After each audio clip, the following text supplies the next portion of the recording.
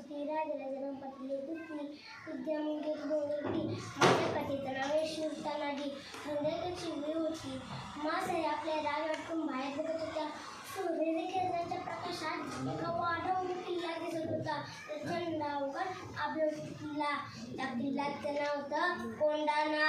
कोंढाण्यावर मुघलांचे हिरवण संपर्कात होतं.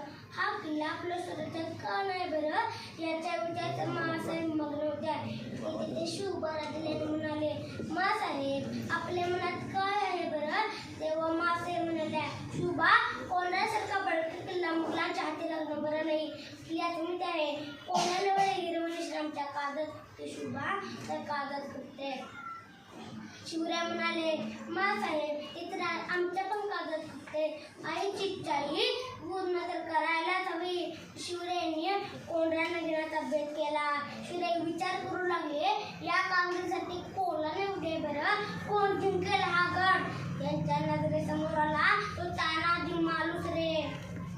तानाजी त्यांच्या लहानपणीचा खेळगडी. तानाजी अंगापिंडाने भरदार होता. छातीत एखाद्या बुरद्यासारखी बुलंद होती. तानाजी आपले एकूण ते एक मुलगा रायबाच्या लग्नाला आमंत्रण द्यायला शेजार मामाला गुणाला होता. तेव्हा महाराज म्हणाले, आम्ही रायबाच्या लग्नाला येऊ शकलो नाही कारण आम्ही जातीने कोंढाण्याच्या कामगिरीत झाला नव्हत. तो ताड तुटला आणि तानाजी म्हणाला, महाराज आम्ही लग्नात रंग मिरवायचा तर राजानं लढाईसाठी जायचं कदापिक शक्य नाही. हा तानाजी जिवंत असताना आपल्या जीवाच्या कामगिरीसाठी आपण झाला आम्ही कशाला आहोत ते काय नाही. आधी लगीन कोंढाण्याचं मग माझ्या रायबाचं. आधी लगीन कोंढाण्याचं मग माझ्या रायबाचं. तानाजीने स्वराज्यासाठी आपले एकूण ते एक मुलगा रायबात लग्न बाजूला ठेवलं. छत्रपती शिवरायांचं स्वराज्याचं काम पल्या करायचं होतं तानाजीचा बाणा. शिवराय व मासाहेबांचे आशीर्वाद घेऊन तानाजी शिवरायजी कोंढाण्याच्या कामगिरी निघाले. मधुरेतील शिवरी होती. आकाशाच्या लुकलुकत होत्या. कडाखाली गुडूप अंगात पडला होता. पाऊल न जाता दक्कत दक्कत तानाजी त्याच्यामुळे गडाजवळ दरीत जमा झाले. गडाखाली अंधार झाडी होती. गडावर कडक पारा चढला होता. पण तिकडे तानाजी होता तिकडे खूप खोल दरी होती. तिकडून कोणी येऊ शकलं नाही म्हणून पारा ठेवला नव्हता. हीच बाजू तानाजीने निवडली.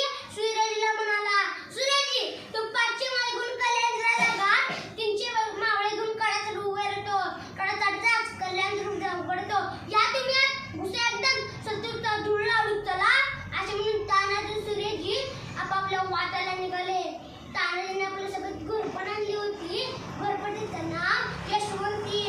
आपराने आपल्या नक्की भिंतीत चिटकून बसायचा. तानाजीने घोरपडला धडपड मिळली. दिल्याकडे फेकून डोळ्यावर घोरपड खाली पडली. तानाजीला आला राग. तानाजी म्हणाला, यशवंती आता तू खाली पडली तुझी खालून करून टाकली. काय गंमत बसली तिकडल्या चिटकून घोरपड. तानाजी त्याच्यामुळे भराभर काळ वर गेले.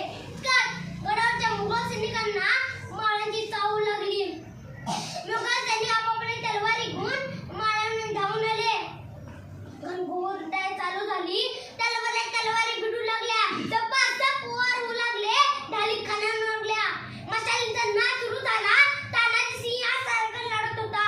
त्यात कोंढाण्याचा किल्लेदार उदयभान तलवार मैदानात उतरला. उदयभान व तानाजी एकमेकाशी लढू लागले. ते इतक्या जोरात लढत होते जणू काही दोन ढग एकमेकांवर आपटत होते. इतक्यात उदयभानचा एक घाव तानाजीच्या ढालीवर पडला. तो घाव इतका जबरदस्त होता की तानाजीची ढाल तुटली. मग काय पण तानाजी डगमगला नाही. त्याने आपला शेल हाताला गुंडळला. लागला गिरला घात झाला. एकमेकांचे घाव अंगावर पडून दोघे रक्त बोंबाळून झाडात तीर्थ पडले. तानाजीला पडलेले पाहून माणसा धीर कसला. ते जोर जोरात पळू लागले. हे सूरजीने पाहिल्याने गेल्या कड्याजवळ ज्या दोराने मला कड्यात वर आले होते तो त्याने दोरात कापून टाकल्याने मळ्याला म्हणाला, अरे तुमचा बाप इथे मरून पडलाय. तुम्ही काय बापासारखं बोलताय? मागे जरा.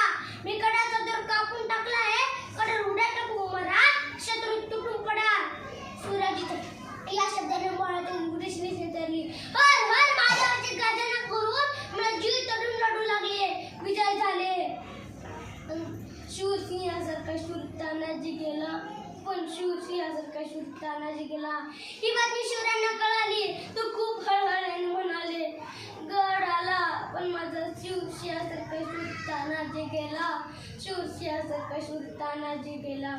ज्या शूर तानाजीने माझा मानाचा मुद्रा, मानाचा मुद्रा, मानाचा मुद्रा. धन्यवाद.